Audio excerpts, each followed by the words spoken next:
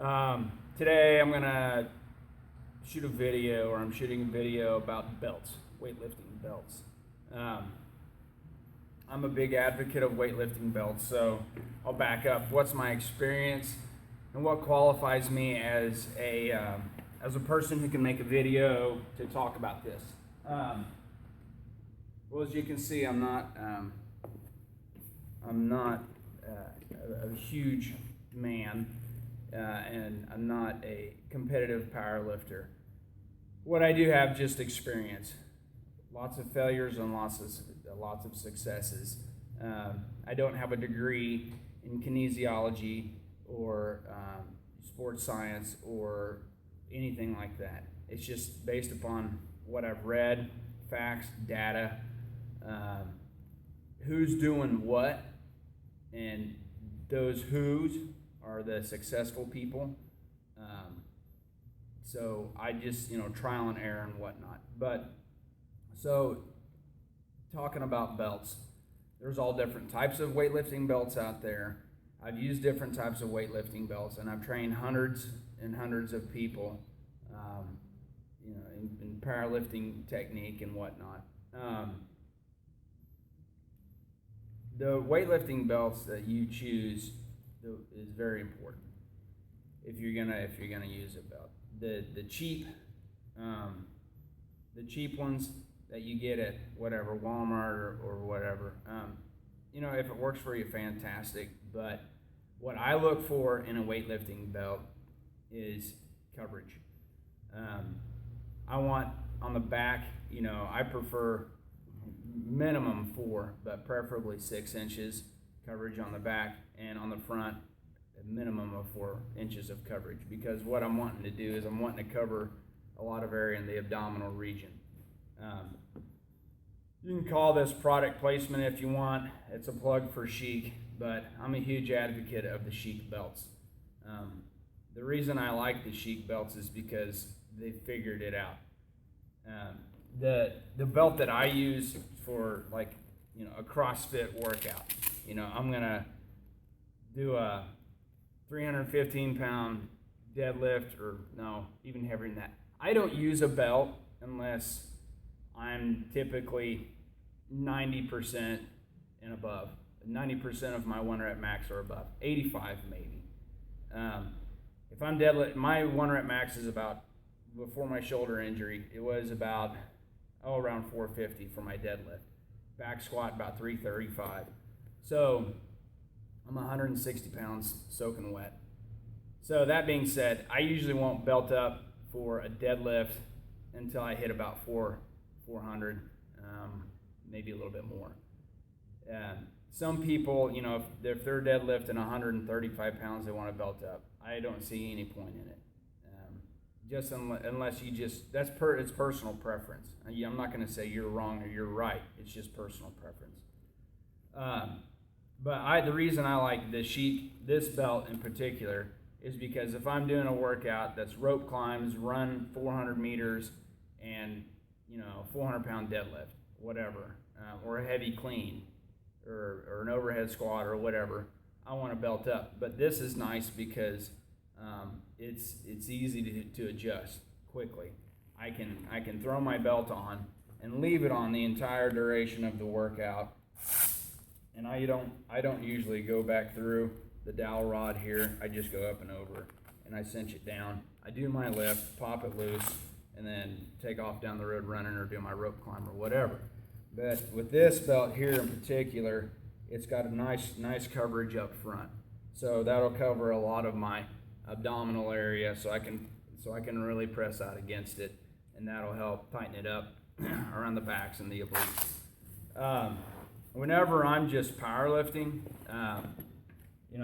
just lifting, squatting, or deadlifting or whatever, I really like the lever belt.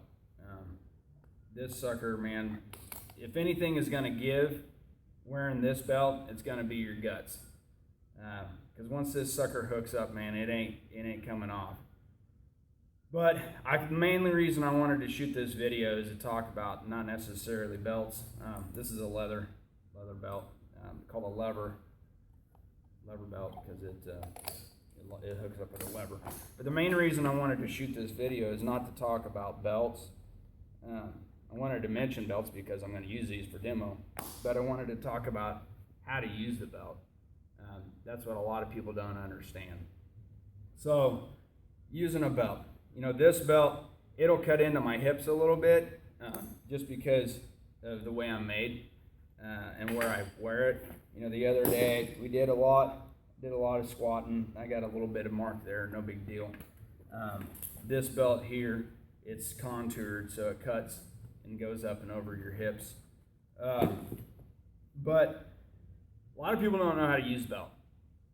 So what I mean by that is a lot of people, they go out, they buy a belt, they go to Academy or wherever, they get their new Gucci Go Faster belt, and they put it on, and they'll wear it for everything. They wear it for pull-ups or in box jumps or bicep curls or whatever. And then they just expect it to be magical. Not really the case. So there's technique, breathing and bracing. It's not really technique, it's what it is. It's the bracing, I'm sure it's a technique. Well, I'm breathing. So I run a powerlifting class, and we don't have world record holders in our class. Our powerlifting class is, I got a 68-year-old guy, Blue. He's awesome. He's been doing powerlifting for almost 2 years now, or a year and a half, 2 years. I've got some soccer moms, and I love it just because I like getting gnarly with the bar, with the weight. Last year, all I did was powerlift the entire year. I did like 15 CrossFit workouts the entire year, and I competed in like 3 or 4 CrossFit competitions, and I did okay. My motor kind of sucked, but I did all right. I was strong, which made work easier. We followed Westside Barbell, strictly Westside Barbell. Bands, chains, all that stuff, accommodating resistance and all that stuff. We work in 3-week waves. Anyways, we follow the Westside Barbell stuff. So anytime I have somebody new to the class, I started training my mom. She's mid-60s, and I just had her working with PVC on squats and all that stuff for a while, just to get that technique dialed in. But I always teach people about breathing and bracing, diaphragmic breathing. I believe my wife is a singer. Learning to breathe and push air from down lower in your lungs. I'm breathing now. I'm just throat breathing is all it is. So I'm probably using the top third of my lungs, maybe the top half of my lungs. When diaphragmic breathing, and I'm kind of, I guess you could say, theatrical a bit. Let me make sure I got this here in the shot. Yeah. So I'm a little theatrical, I guess you could say, dramatic whenever I breathe. If I'm fixing to do a deadlift or a back squat or whatever, when I set up on a deadlift, I will walk all the way up. I'm big on skin on steel, is what I tell people. I'll walk all the way up to the barbell, shins on the bar. So I'll get my focus, I'll visualize whatever I need to do. Literally close my eyes and visualize me doing the lift. I'll get set, squeeze my butt, squeeze my abs, and pressing all the air out.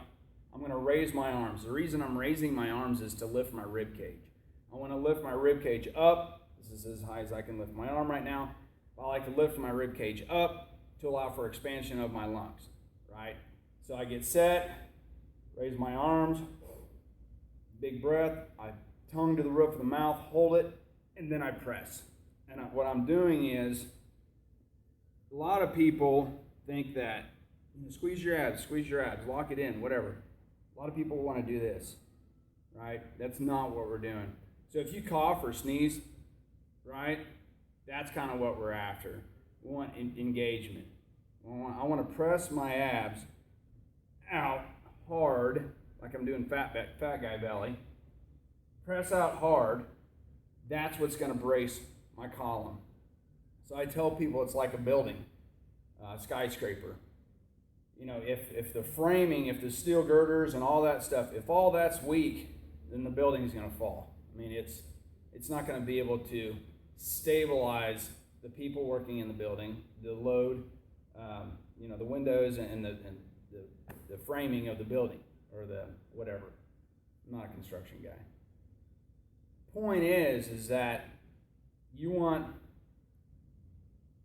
your torso, the center, the core, really, really tight because we want to stabilize, right? So you've got to be stable so you can work through that range of motion. Being static and just standing and being stable is one thing, but now once you start and you engage in flexion of joints, right, hips, knees, whatever, that's where the instability is going to come in. And if you can't maintain that tightness, then there's where you're going to have issues, okay? So learning body awareness and learning how to maintain that stability and work through that range of motion is where you're going to get your dividends. So that's what's going to help make you stronger and whatnot. Being able to stay tight and work through that range of motion, that's what we're after. I tell people when wearing a belt, it's not magic. It's not going to automatically improve your 1 rep max or whatever. However, I believe, based upon my own experiences, that belting up will improve your lift through being able to maintain stability, thus having the strength and power, being able to exert the strength and power. That belt will help probably boost your lift, 15-20%. Right? I don't know. That's a guess. I'm not a freaking scientist. But just watching people, the other day, one of my soccer mom members who does my strength class, I had her belt up for the first time. She was absolutely amazed at how much easier that squat was coming up. We were running straight bar with chains, working up to a 1 rep max. And I had her belt up, and immediately her posture, her back angle had improved, and the bar speed, the rate at which she was able to rise with the bar increased dramatically because she was stable and she was able to hold that and maintain that through breathing and bracing. So before I hit a lift, I'll come on here, I'll lock up with my lever belt or my Velcro belt, whatever. You'll see here's my skin, okay? So I'll get set. If I'm doing a back squat or whatever, I breathe, hold, press, and then go through the movement, right? So you can see me pressing here. I'm pressing right now as we talk, okay? I'm pressing. So it kind of looks gross. Right here, it looks like my guts are about to explode, right? So I maintain that. I'm nice and tight. I hate the word engage because a lot of people don't understand. I'm locking down. I don't know a good synonym for it. I'm braced up here.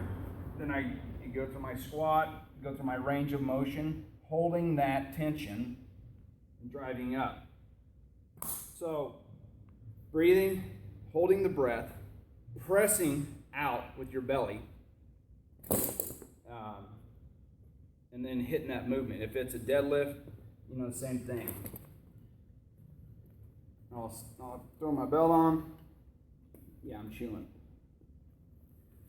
Get set, get my focus. I don't like lifting whenever other people walk around in front of me. Nice and tight. I breathe.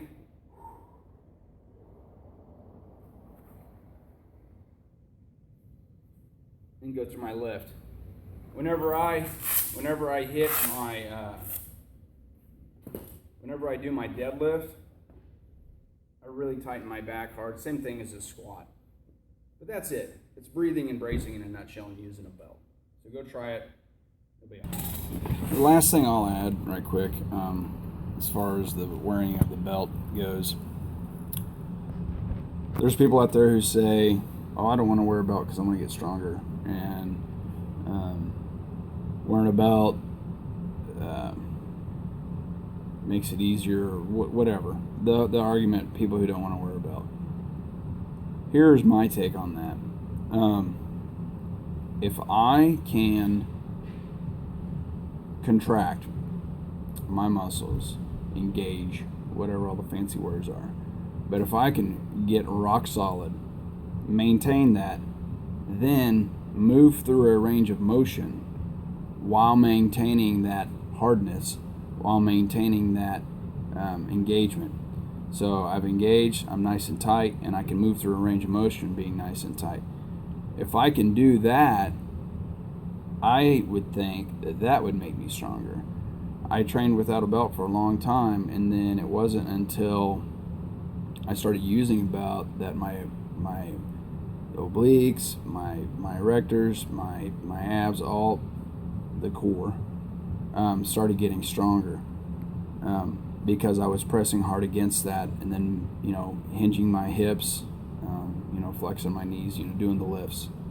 So if a belt will aid you in getting, having that wall to press against, your abdominal wall, it kind of only makes sense to me that would make you stronger.